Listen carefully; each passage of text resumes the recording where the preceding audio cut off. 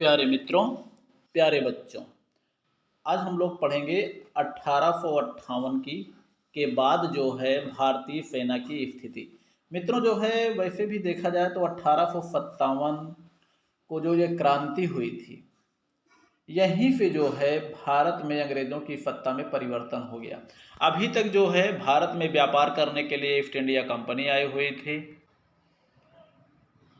East India company आई हुई थी और जो है 1857 में जब भारतीय स्वतंत्रता संग्राम लड़ा गया पहला, या 1857 की क्रांति, जिसे सैनिक विद्रोह भी कहीं कहीं पर कहा जाता है, 1857 का विद्रोह भी कहा जाता है, कुछ भी कह सकते हैं। तो कहने का मतलब भारतीय जो है उसको 1857 के स्वतंत्रता संग्राम की लड़ाई ही बोलते हैं।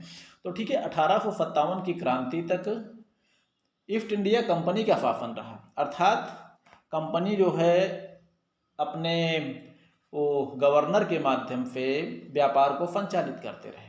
लेकिन इस क्रांति के बाद कंपनी का शासन समाप्त हो गया और ब्रिटिश क्राउन के अधीन आ गया संपूर्ण भारत का शासन। ठीक है, तो यहाँ पर हुआ क्या, अभी तक जो है कंपनी गवर्नर के माध्यम से अपनी सत्ता को संचालित करती थी, अपनी क्या बोलते हैं वो देखती थी, व्यापार कार्य देखती थी। लेकिन अब यहाँ पर कंपनी की महारानी ने वायसराय के माध्यम से कंपनी में सत्ता परिवर्तित कर दिया। तो ठीक है, तब यहीं से हम लोग शुरुआत करते हैं ब्रिटिश क्राउन के अधीन भारतीय सेना। ठीक, अब इसी को बताते बताते हम लोग थोड़ा बहुत जो है और भी चीज़ें जानते चलेंगे, जो इसमें हम लोग पढ़ेंगे। देखिए, 1800 ब्रिटिश क्राउन के अधीन भारतीय सेना में पहली बात तो 1857 की क्रांति का परिणाम हम लोग पढ़ेंगे कि क्या इसका परिणाम निकला।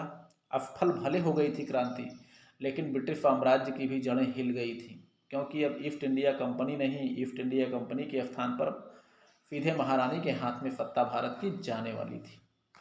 देखिए, 1857 की क्रांति का परिणाम 5 सितंबर 1858 को भारत में ईस्ट इंडिया कंपनी के शासन की समाप्ति हो गई।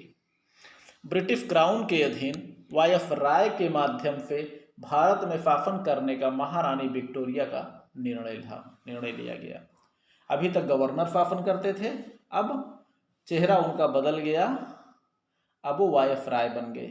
ठीक, ब्रिटिश क्राउन के अधीन सैन्य सुधार, अब यहाँ देखते हैं क्या क्या परिवर्तन किया गया। 1 नवंबर 1858 को प्रेसिडेंसी सेना में निम्न सुधार किए गए।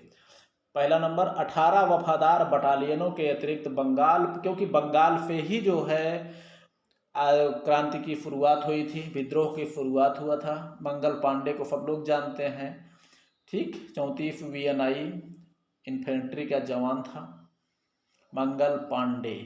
ठीक, बंगाल प्रेसिडेंसी की शेष संगठनों को समाप्त कर दिया। भारतीय सेना में उच्च वर्गों, ब्राह्मण, क्षत्रियों के स्थान पर निम्न वर्गों की भर्ती प्रारंभ की गई। उच्च वर्गों क्योंकि भर्ती इसलिए प्रारंभ कर दी गई क्योंकि विद्रोह को प्रारंभ करने वाला मंगल पांडे वो ब्राह्मण था। मंगल पांडे सब लोग जानते हैं, पांडे। और पूरे भारतीय तोपखाने की समाप्ति हो गई। अंग्रेजी तोपखाने के ब्रिगेड की तैनाती हो गई। यूरोपीय पैदल एवं घुड़सवारों को ब्रिटिश सेना में शामिल किया गया।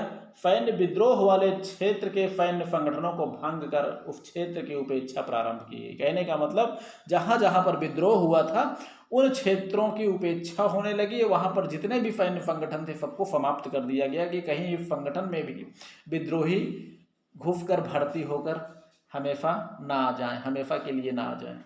ठीक, और वहाँ का विकास कार्य भी लगभग खत्म कर दिया गया। क्षेत्र की उपेक्षा प्रारंभ हो गई, अर्थात उस क्षेत्र को निम्न नज़रों से देखा जाने लगा, अपमानित नज़रों से। मद्रास प्रेसिडेंसी की 3 अश्वारोही रेजिमेंटों को छोड़कर संपूर्ण घुड़सवार सेना को पुरानी सिल्हेदार पद्धति पर गठित की गई। ठीक, प्रेसिडेंसी सेनाओं में भारतीय सैनिकों की संख्या कम एवं ब्रिटिश सैनिकों की संख्या बढ़ाई गई। बंगाल प्रेसिडेंसी में अंग्रेज एवं भारतीय सैनिकों का अनुपात 1:2 तथा बम्बई एवं मद्रास में 1:3 रखा गया, अर्थात उतना ही रखा गया जितना जरूरत पड़ने पर ये कमांड कर लें, क्योंकि मालूम है कि सभी भारतीय एक नहीं हो सकते। अर्थात जो भी विद्रोह करें उनको ये अंग्रेज मिलकर उस विद्रोह को कैप्चर कर लें। ठीक, चलिए। किलों तथा स्ट्रैटेजिक महत्व के स्थानों पर अंग्रेजों का ही अधिकार बना रहा। भारतीय सैनिकों को खाकी वर्दी दी गई तथा इन्हें भारत में अंग्रेजी साम्राज्य की सेना कहा गया। तोपखाने एवं सिग्नल्स जैसे महत्वपूर्ण विभाग से भारतीयों को हटा दिया गया। पंजाब की अनियमित सेना को पंजाब फ्रंटियर फोर्स के नाम से पुनः गठित किया गया तथा उसमें 5 बैटरी तोपखाने को रखा गया। विभिन्न लड़ाकू जातियों को भर्ती कर 14 नई बटालियनों का गठन किया गया। हैदराबाद यूनिट में 4 बैटरी तोपखाने की नियुक्ति की गई, 4 बैटरी। 1857 के पहले कंपनी में भारतीय सैनिक थे 2,38,000, जिसे घटाकर 1,40,000 कर दी गई। कहने का मतलब भारतीयों से इतना बड़ा डर लगने लगा अंग्रेजों को कि सेना की भारतीयों की संख्या ही कम कर दिया इन्होंने, लगभग आधी कर दिया। ब्रिटिश क्राउन के अधीन प्रेसिडेंसी सेना के पुनर्गठन की प्रक्रिया 1861 से प्रारंभ होकर 1865 तक चलती रही। 1865 में ब्रिटिश सेना में 42 घुड़सवार रेजिमेंट, 142 पैदल रेजिमेंट तथा 9 बैटरी तोपखाना मौजूद था। ठीक, 1895 में तीनों प्रेसिडेंसियों को समाप्त कर प्रशासनिक सुविधा हेतु 4 कमांड में गठित किया गया। Punjab command, Bengal command, Madras command तथा बम्बई कमांड। प्रत्येक कमांड का कमांडर लेफ्टिनेंट जनरल पद का ऑफिसर होता था, जो सीधा भारत के सेनाध्यक्ष के प्रति उत्तरदायी होता था। नवंबर 1902 में लॉर्ड किचनर को भारत का सेनाध्यक्ष बनाया गया। इसने ब्रिटिश सेनाओं को सशक्त बनाने हेतु 1903 में प्रमुख सुधार किए। कौन कौन से सुधार किए आगे हम लोग देख सकते हैं। 1 जनवरी 1903 को भारतीय स्टाफ कोर को समाप्त करके उसके समस्त अफसरों को भारतीय सेना के अफसर का नाम दिया गया। दूसरा नंबर है 9 जनवरी 1903 को मद्रास कमांड को विभाजित कर अलग वर्मा कमांड की स्थापना की गई। अप्रैल 1903 में हैदराबाद सैन्य यूनिट की समाप्ति कर दी गई तथा पैदल सेना को मद्रास एवं घुड़सवार सेना को बम्बई कमान में मिला लिया गया।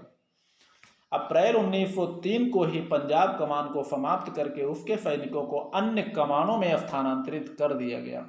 लड़ाई में रुचि न रखने वाली टुकड़ियों को समाप्त करके गोरखा बटालियन को संगठित किया गया। सैनिकों का वेतन, पेंशन तथा पदोन्नति अधिक बेहतर बनाने का प्रयास किया गया, क्योंकि शायद ये भी समझ गए थे कि अगर सैनिकों को ठीक ठाक वेतन नहीं मिलेगा तब भी सैनिक हर समय विद्रोह की ही अवस्था में रहेंगे। और 1904 में संपूर्ण भारतीय सेना को उत्तरी तथा दक्षिणी 2 सेनाओं में गठित किया गया, जिनके मुख्यालय क्रमशः रावलपिंडी तथा पूना स्थापित किए गए। प्रथम विश्व युद्ध में भारतीय सेना। चलो मित्रों, इसको हम लोग आगे पढ़ेंगे, तब तक आप लोग पढ़िए, लिखिए, मस्त रहिए, खुश रहिए। नहीं तो वीडियो बहुत बड़ा हो गया है, हालांकि इसके पहले 2 वीडियो बना चुके हैं, वो भी काफ़ी बड़ा हो गया है। चलिए, खुश रहिए, धन्यवाद।